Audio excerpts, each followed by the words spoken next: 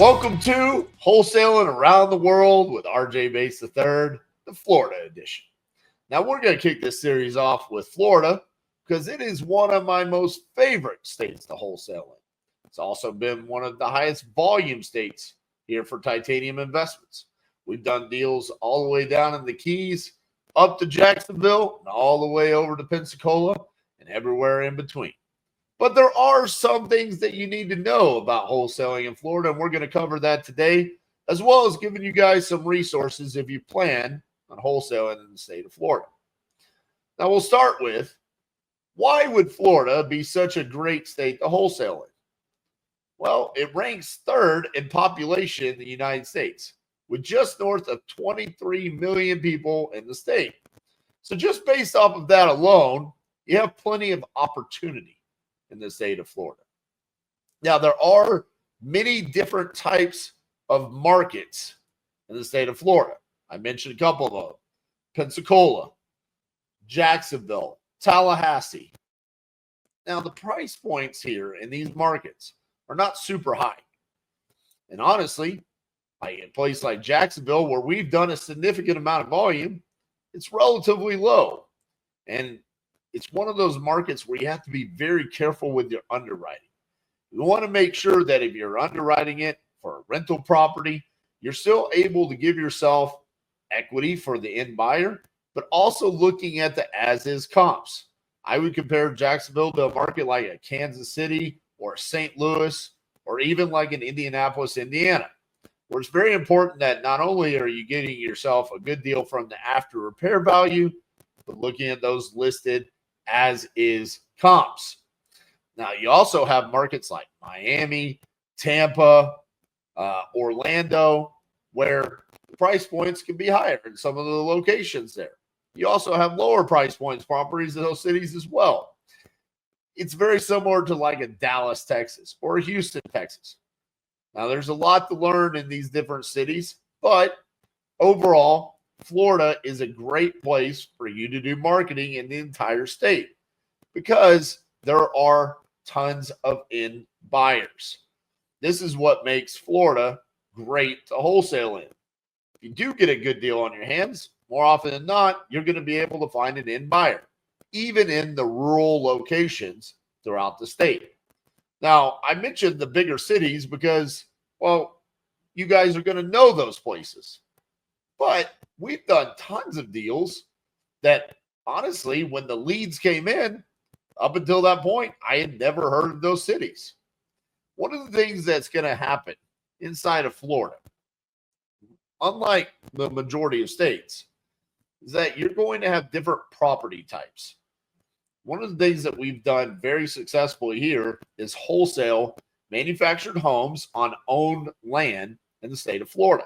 It's very common for that. Now, here's what you need to focus on when you get those types of leads. One, make sure that the land is owned and it's not on rented land. If it's on rented land, unless you have a buyer that's looking to pick up manufactured homes or mobile homes and move it to their own land, it's more often than not a dead deal. So make sure that they own the land.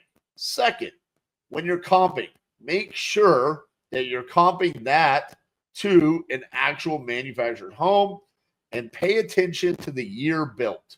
This is very important. The other thing is, make sure you're paying attention to the lot size. A lot of times in Florida, you'll have a manufactured home that's on an acre, maybe 2 acres, 5 acres.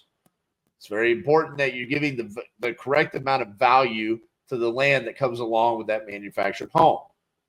Now, another type of property type that's very common in the state of Florida is condominiums. Now, the issue with condominiums is the HOA fees that come associated with it. A lot of times when you're looking at a condominium, you might think it could make for a rental, but the HOA fee can kill that cash flow.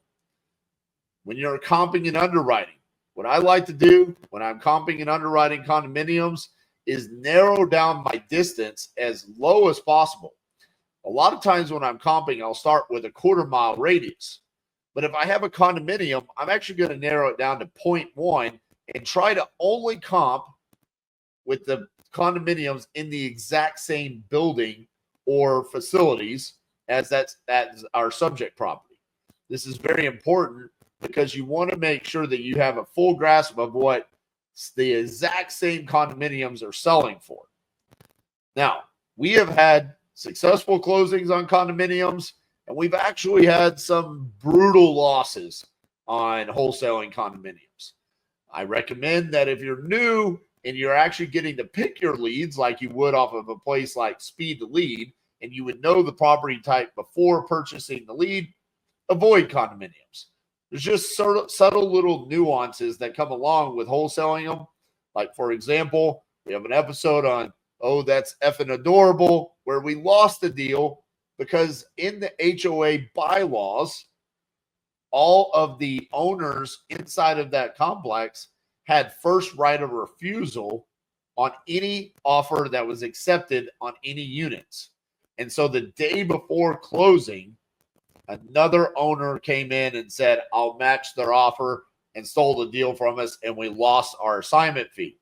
Now, that doesn't happen all the time, and it was rare for us. That was going to be a great deal at Daytona Beach, and we missed out on it. So, like I said, with the HOA fees and just subtle little nuances that come along with it, you can avoid condominiums, especially when you're newer. Just do that. Now, getting back to some of the resources that I want to provide you for the state of Florida. First thing is, as a wholesaler, there's going to be times where you talk to your end buyers, and they're going to say, hey, I'd take this deal down. That looks great, but I need a lender. Listen, if you need a hard money lender in the state of Florida, we recommend Wildcat Lending. Why do I recommend Wildcat Lending? We have been working with Wildcat Lending for literally the past decade. Some of our first ever wholesale transactions in the state of Texas, our end buyer actually used Wildcat Lending. Now, they're based out of Texas, but they have expanded to multiple different states, including Florida. I personally have used them on multiple deals. They've always been really easy to work with and a very smooth transaction, very transparent about what the borrower needs to provide to close the deal. So if your end buyer needs a hard money lender, reach out to Wildcat Lending. I don't get paid for this. Wildcat Lending doesn't even know that I'm doing this. I'm simply just a customer saying, hey, I've used them and it was very successful. Now, if you need a title company, now there's multiple title companies that we have worked with, but I recommend Easy Title and Escrow.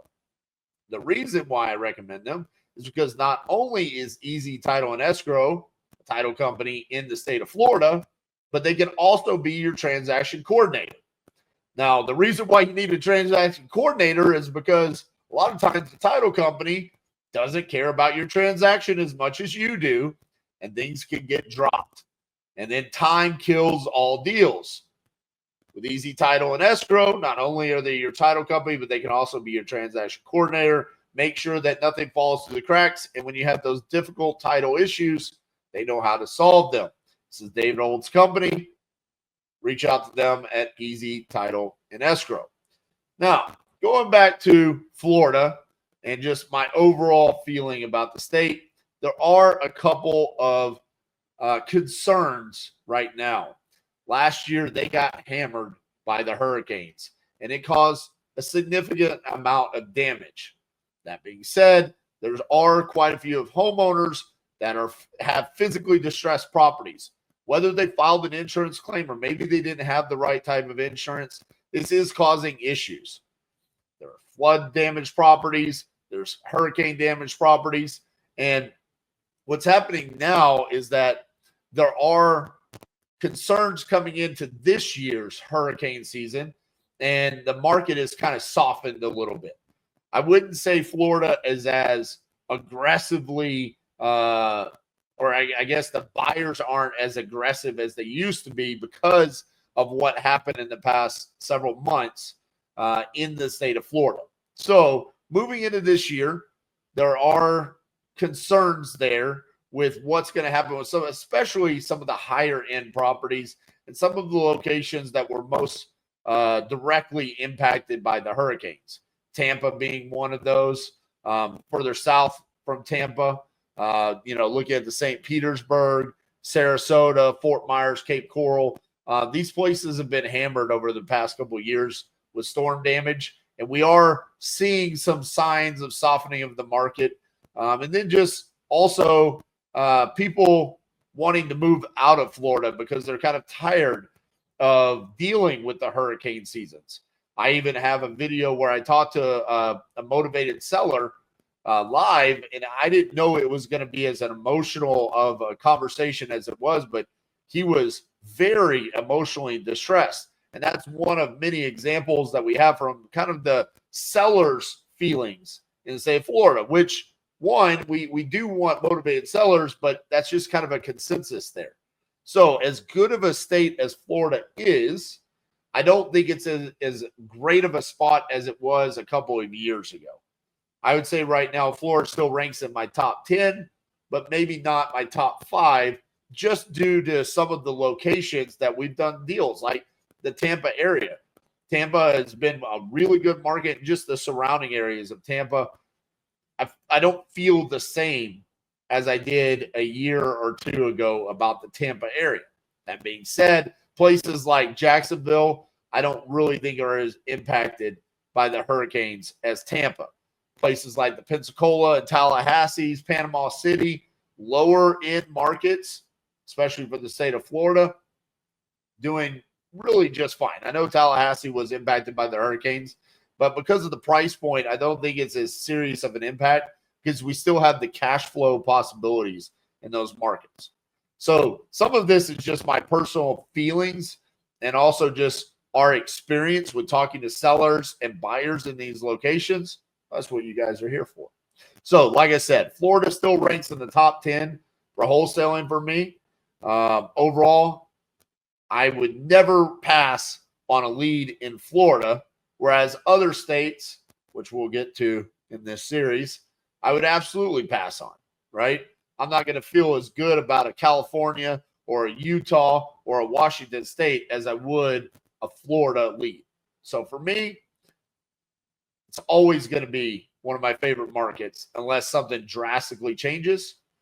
Pay attention to the mobile homes there. Don't sleep on those. There's money to be made with those. Condominiums, be careful. Tread with caution. You need a hard money lender, reach out to Wildcat Lending. If you need a title company, Easy Title and Escrow, you can absolutely use them. All right, guys, that's our episode. Let me know, what are your thoughts about Florida? What's your experience with wholesaling in Florida? Listen, we're a community here. I don't know all the answers, so let me know. Drop a comment. What are your thoughts about wholesaling in Florida? Make sure you give us a like in this video. We'll see you guys tomorrow.